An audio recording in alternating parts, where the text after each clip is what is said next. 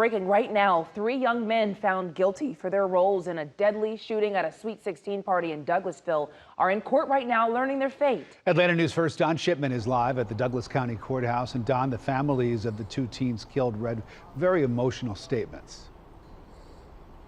Yeah, really heartbreaking accounts of what these families have been going through for almost 2 years now. That sentencing has not taken place just yet, and that's because those families are still addressing the court right now. And take a look right here, because one by one they got up before the judge right there, really talking about their grief, remembering their lost loved ones, and pleading with the judge for the maximum possible sentence. The 3 men being sentenced today: 18-year-old Kingston Kopman, 20-year-old Timothy Coleman, 23-year-old Takil Beverly Smart.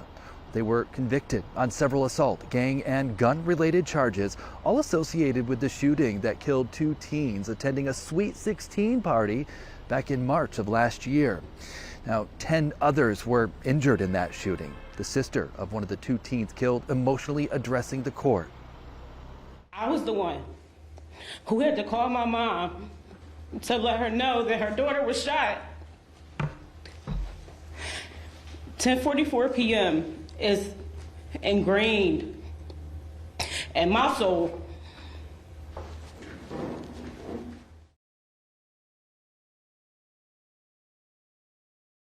That right there, the older sister of Ajane Hill, and then the other teen killed, 15-year-old Samuel Moon. Investigators say that the shooting was a gang hit, but none of the victims were a part of that. They say they were innocent bystanders.